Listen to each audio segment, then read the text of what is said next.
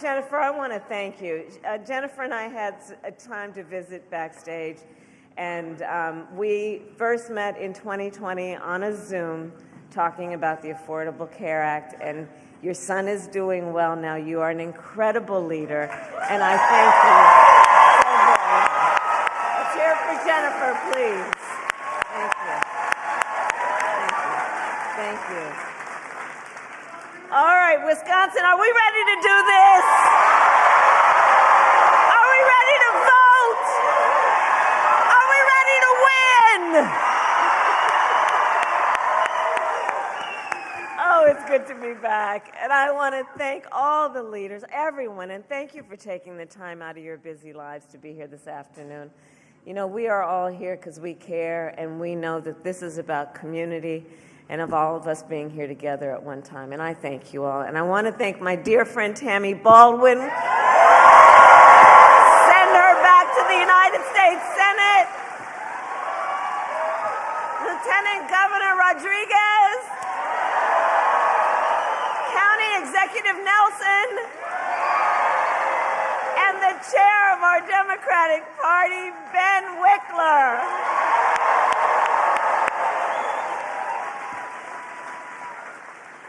All right, we have work to do. Okay, Wisconsin, 4 days left in probably one of, if not the most consequential elections of our lifetime.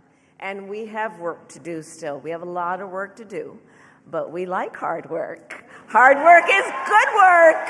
Hard work is joyful work. And make no mistake, we will win. We will win. We will win. We will win. And one of the reasons, and yes, we will win. And we will win, and we will win because we are the type of people who we know when you know what you stand for, you know what to fight for. You know what to fight for, right? And in this election, we have an opportunity to finally turn the page on a decade of Donald Trump trying to keep us divided and afraid of each other. We're done with that. We're done. We're exhausted with that. And we know that's who he is, but Wisconsin, that's not who we are. That's not who we are. That's not who we are, and it is time for a new generation of leadership in America.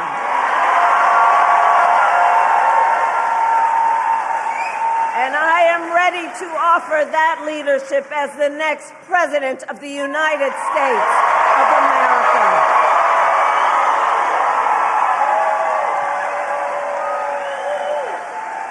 And Wisconsin, you know me, I'm not afraid of tough fights. For decades, clearly,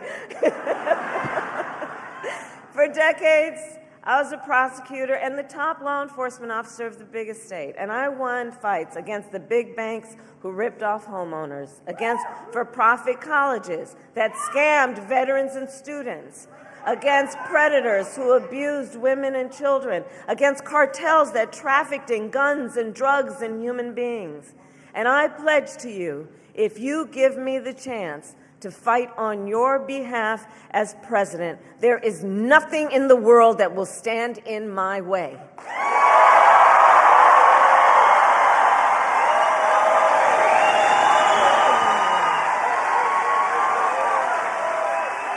And look, and on the other side, we know who Donald Trump is. Now, this is not someone who is thinking about how to make your life better.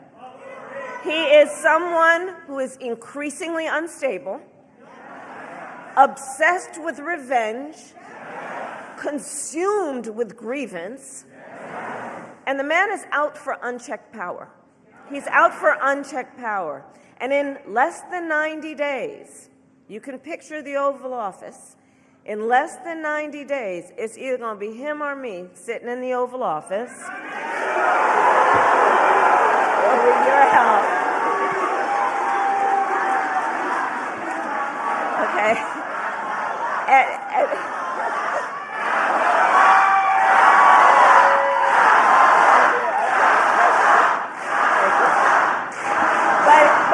But let's help the friends and family and neighbors who are not here right now. Imagine that for a minute, right? January 20th, Oval Office. It's either going to be him sitting in there, poring over and stewing over his enemies list, or when I am elected, it will be me walking in there on your behalf, working on my to-do list. Because we got work to do. Because we have work to do. And at the top of my list is bringing down the cost of living for you. That will be my focus every single day as president, including I will give a middle-class tax cut to over 100 million Americans. We will enact the first ever federal ban on corporate price gouging on groceries. And fight to make sure that hardworking Americans can actually afford a place to live.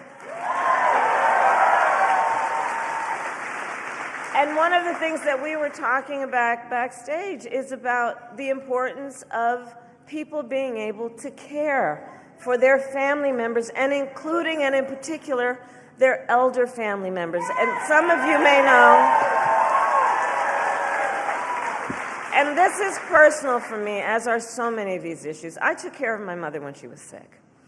And I know what it is in terms of taking care of someone and just trying to cook the things that they feel like eating, right? Just trying to help them put on a sweater. Trying to think from time to time, what can I do to put a smile on their face or make them laugh? It is important work, and it is work that is about dignity. It's about dignity. And if you are caring then for an elderly parent or relative, my plan is to cover the cost of home care under Medicare.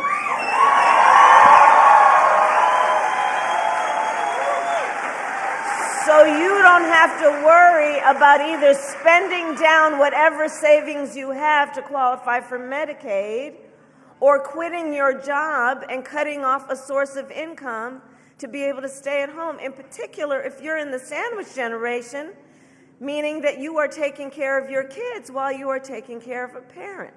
It's about dignity. And my plan will also lower the cost of child care. Again, about dignity. About dignity. My plan is to prioritize cutting taxes for small businesses. Do we have small business owners here? I love our small businesses. You are part of the backbone of America's economy, and that's the work we will do. We will do the work of lowering health care costs because I believe so deeply and strongly, access to health care should be a right and not just a privilege of those who can afford it. It's about values. It's about values. On the other hand, Donald Trump's answer to the financial pressures you face are the same as they were last time. Another $1 trillion in tax cuts for billionaires and the biggest corporations. And this time, he will pay for it with a 20% national sales tax on everything that you buy that is imported. Clothes, food, toys, cell phones. A Trump sales tax that would cost the average American family, economists have measured it, more than $4,000 a year that you are not paying, you would have to pay because of that tax. And on top of that, as we have discussed, he still wants to get rid of the Affordable Care Act, which would throw millions of people, millions of Americans, off of their health insurance and take us back to the time when insurance companies could deny people with pre-existing conditions. You remember what that was? Well, you are correct. We are not going back. We are not going back.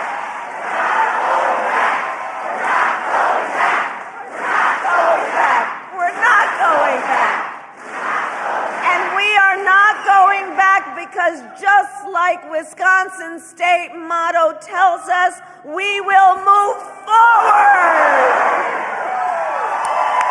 We will move forward. You guys know that best. So ours is a fight for the future, and it is a fight for freedom. Like the fundamental freedom of a woman to be able to make decisions about her own body and not have her government tell her what to do.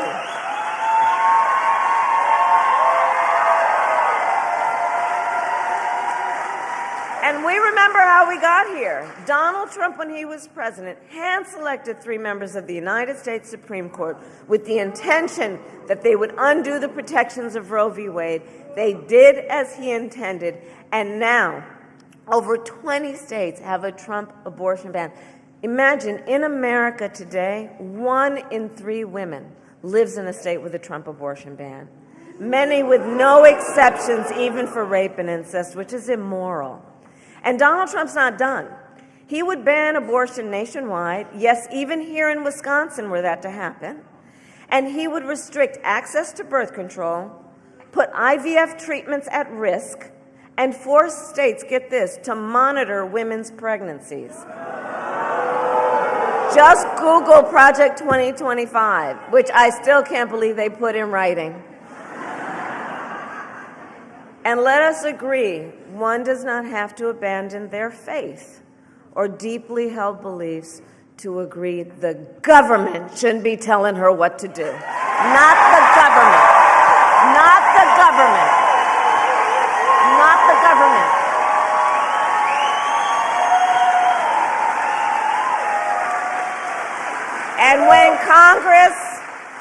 And when Congress, together with Tammy's leadership, passes a bill to restore reproductive freedom nationwide, as President of the United States, I will proudly sign it into law.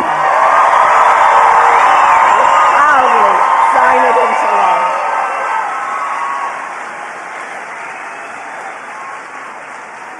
So, Wisconsin, I am asking for your vote. I am asking for your vote. And here is my pledge to you. Here is my pledge to you. As president, I pledge to seek common ground and common sense solutions to the challenges you face. I pledge that I am not looking to score political points. I am looking to make progress.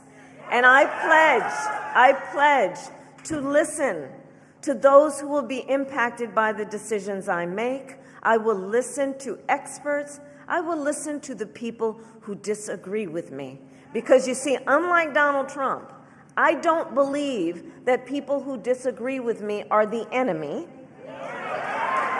He wants to put them in jail. I'll give them a seat at the table. That's what a democracy is about. That's what leaders do.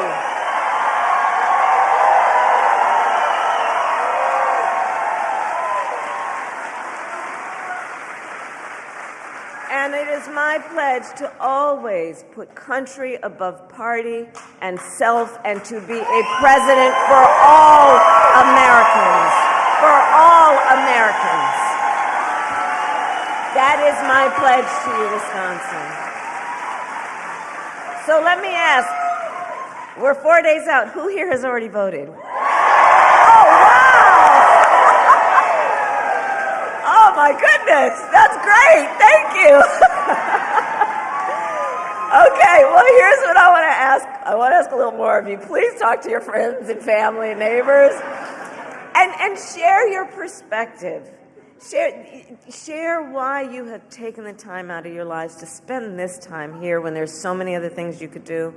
Let them know, because this moment, I think, really is our opportunity to reconnect with people and remind them they're not alone and build community.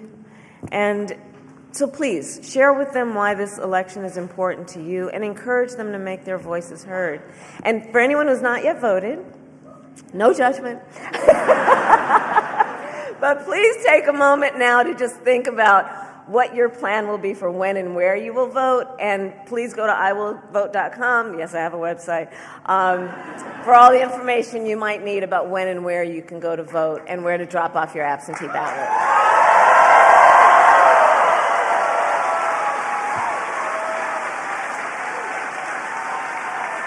And Wisconsin, truly, we need everyone to vote here. You, Wisconsin, are going to make the difference in this election. You will make the difference. You will make the difference.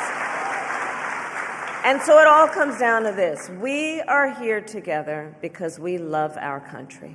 We love our country. And when you love something, you fight for it.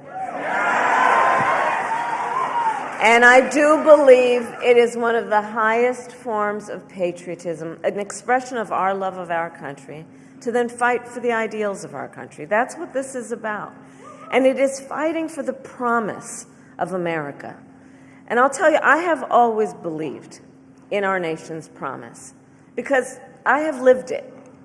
I grew up as a child of the Civil Rights Movement. My parents took me to the marches when I was in a stroller. And there were people there from every walk of life who came together to fight for freedom and for opportunity. Growing up, I saw how hard my mother worked to raise my sister and me and to give us the same chances that our country gave her. And I was blessed to have family by blood and family by love who instilled in me, you know what I'm talking about, and instilled in me the values of community and compassion and faith.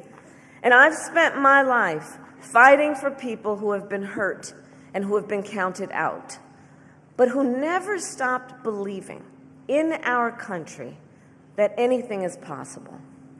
I have lived the promise of America, and I see the promise of America in everyone who is here, in all of us, in all of us, in all of us.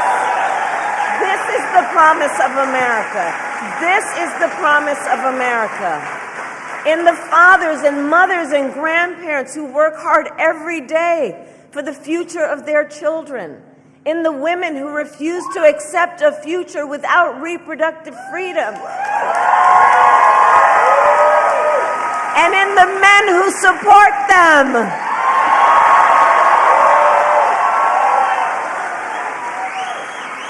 In Republicans who have never voted for a Democrat before but are putting the Constitution of the United States above party.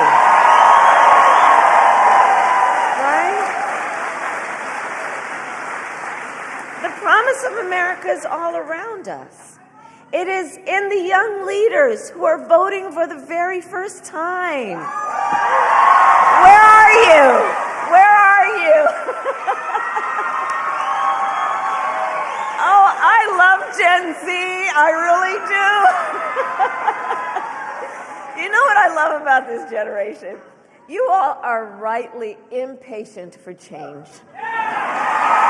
You know?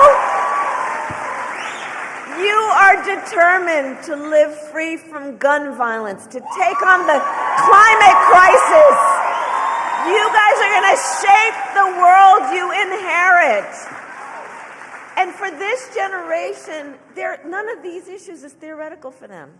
It's not political for them. For you all, it is a lived experience. It is a lived experience. That's right. And I see you, and I see your power. And I am so proud of you when I think about the future of our nation. So can we hear it for our first-time voters?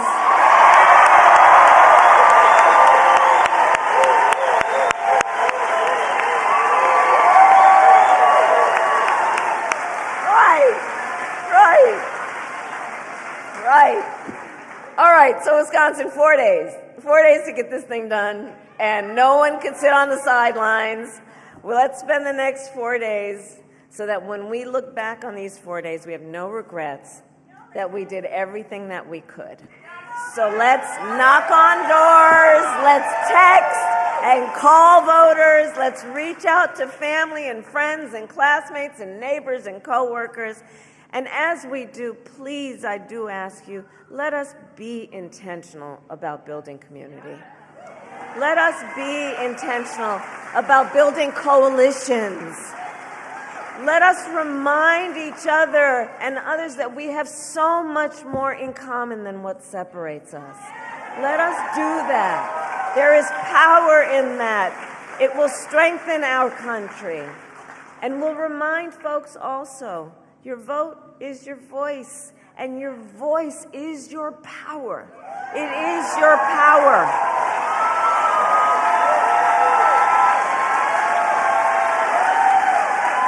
And so, Wisconsin, today I ask you, are you ready to make your voices heard? Do we believe in freedom? Do we believe in opportunity? Do we believe in the promise of America? And are we ready to fight for it? And when we fight, we win. God bless you, and God bless the United States of America.